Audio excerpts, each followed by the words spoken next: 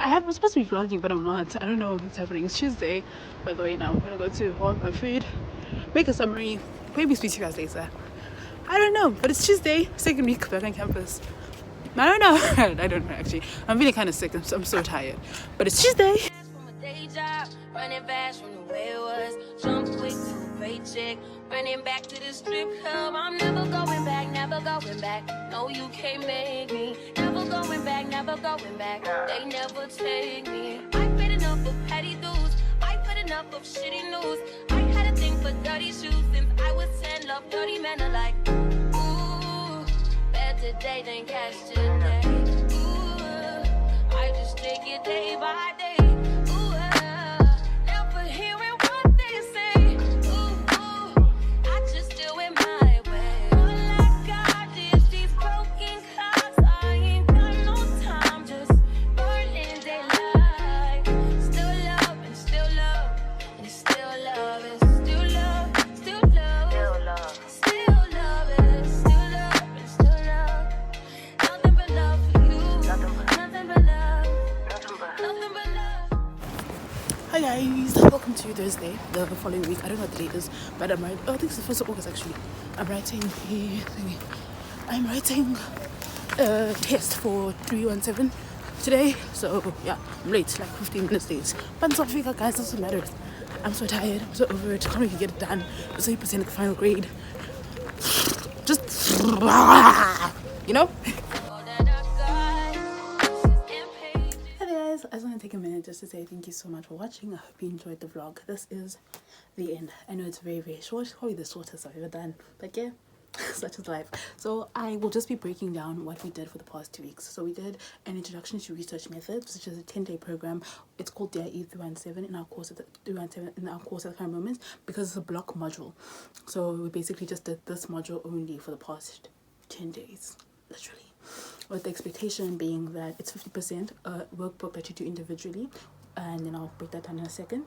20% for a test that you write on the 9th day, which is Thursday, and then 30% for a group presentation of the research proposals that you have made with your group members on the last day. So we were split into groups of 5, and then we were given like you know, like how there's community nutrition, therapeutic nutrition, and then there's food service management. So the class was divided into sections. Some had to create a question that links towards therapeutics, some had to create a question that links towards community, and some had to create a question that links towards food service management. We got a community question. The question that we chose to go with was, do health science students' eating habits change during seasons of academic pressure?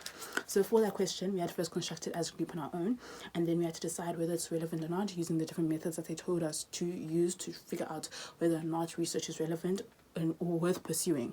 Like, is it worth us actually analyzing this? Then we had to find literature, so relevant articles and documentation that is peer-reviewed, like journals and literally just journals, and then we use those journals to construct a literature review to show that actually, you know what, this is relevant. And then from that, we have to create an aim to answer our research questions, then create objectives to then like say what we want to achieve and how we plan on answering our research question.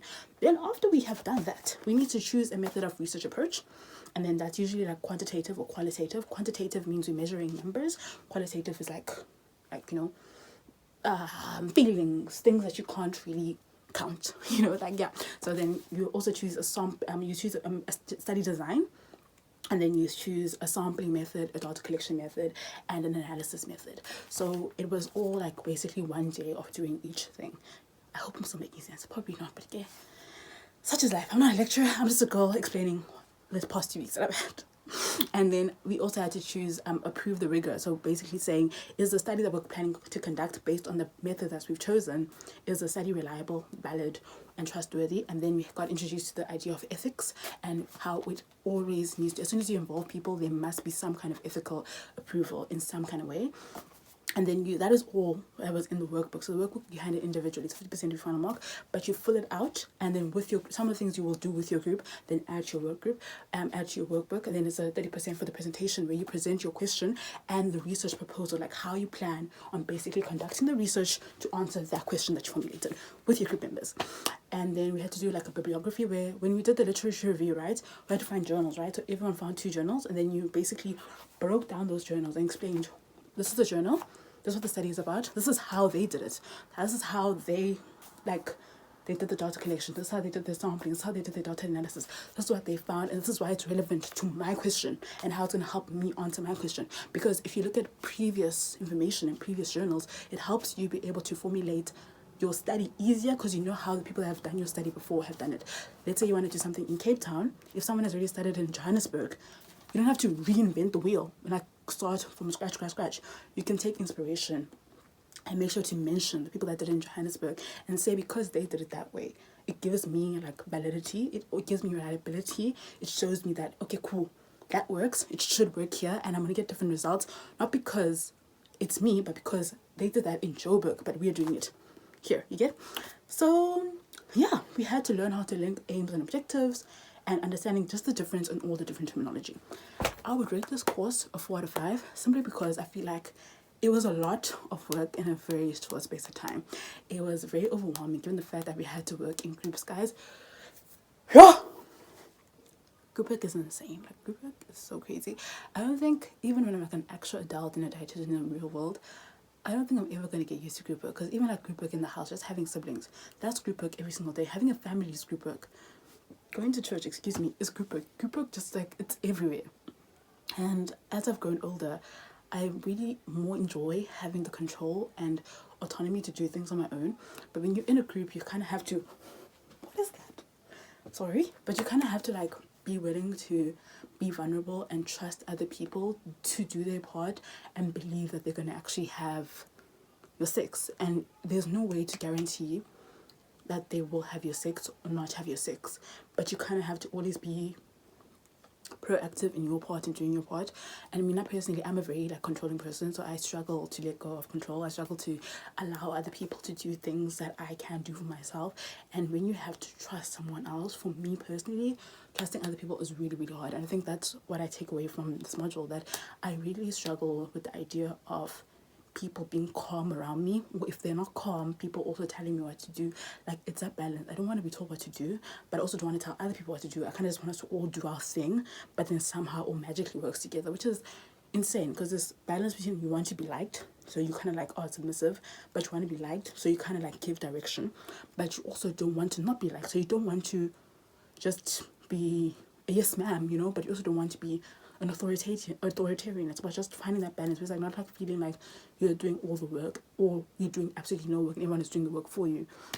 It's trying to not be a burden to other people, but still being able to like do your part, you know, because at the end of the day, I said before in many vlogs, a degree, as much as you do it on your own and you work on your own, it is a group project, because Abantu people, they help you get to campus, they help you study, they help you form your assignments, do your research, they help you have something to eat, your family, when they're raising you, that's a group project. You are a community project. Like, umntana, a child, ukhuliswa, is raised by umphathi, by the community. You're not a product of your own hard work. It's a product of people's prayers and a product of people's influence and pouring into you that has made you who you are.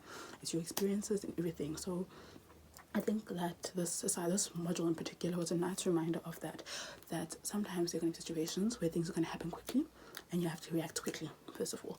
And there are going to be situations where you're going to come across really complicated terms and you're not always going to know the answers. Situations where you're going to have to trust people and be okay with not being in control and letting go. and you're gonna have to show up and show out, because there's some parts where my roommates did better than me and I made mistakes and had to go back and correct those mistakes. So it's also being acceptance of your failures and being able to work forward and keep going and pushing until the last pin drops. I think for me the most challenging was data analysis. That's where you guys told the statistics. It was such a huge trigger because it's like, yeah, what he's saying is so simple, but when it comes to application, when it comes to like those slight differences, like how it goes from nomial to audial, I still don't understand. And when I come across it again next year, so I'm gonna try and watch a video or two during my holiday and try to get myself to understand a bit of the basics of statistics. But things are so similar but so different, and it's just like one syllable or one word, one sentence away from meaning a completely different thing.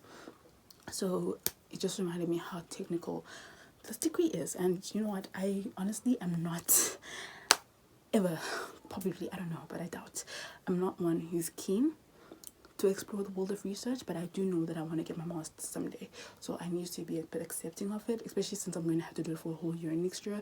And reading journals is not fun and it's not easy. Anyone who has done a degree in anything worth doing knows that journals are the base of everything, because we are a BSc. That means we're a research-based degree. It means it's a scientific degree. That means there's evidence to show for the methods that we use in practice. So that means in everything you do, babes, there's gonna be a journal. There's gonna be reading of literature. So I need to find a way to like acclimatize to it and be comfortable with it, because I think the reason that I also struggle with literature reviews and I struggle with this kind of content is that I'm not yet too comfortable or familiar or settled with journals. I mean, all settled with PowerPoints. We've been seeing them since high school. But journals are something that you only start to see when you get to university. And even though we did EED, I feel like there wasn't enough, which is English for Educational Development, there wasn't enough emphasis on, hey guys, when you're overwhelmed and this journal's 13 pages long, this is how you can approach it. Use the abstract. Do this, do that.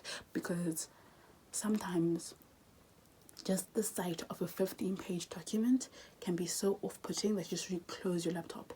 And most of the time, this is half the things in the document you even need. Like the stats, you're not going to do much of the stats as a person who is like just reading information to use it for the literature review or using it for your own information. From my experience thus far in my degree, as far for the past 3 years, I haven't really used stats much or data analysis much, or most of the stuff that I use is usually like the conclusion, the discussion, and the abstract and introduction. That is normally where I find my information for my presentations or research. But yeah, I know I've gone over on quite the ramble, probably much longer than the actual vlog itself, but thank you so much for listening, and I hope that I've given you a good summary of the module. So that is a doc module, 10 days, just an introduction to research and preparation for research for nutrition epidemiology, where we further now construct another research proposal. And I don't know if we actually conduct the research, but I think it's just a proposal, because we only submitted like a very brief proposal presentation, but I think this one is more detailed, because this one didn't have much of a literature review, but this one that we're now making is going to probably have a very solid literature review, and we're getting to really dive into the concepts and the ideas and the methods in more detail than what we did when we did the introduction to research. So yeah, I'll see you guys for the next vlog. Thank you so much for watching. I hope I didn't speak too quickly. I think that's like my biggest insecurity half the time. I know that I'm out of breath, so that means that I probably did speak too quickly, but I'm excited, I'm nervous, and I'm overwhelmed. So yeah, have a beautiful evening or day or night wherever you are in the world, and thank you so much for watching, and I hope I see you next time. Bye.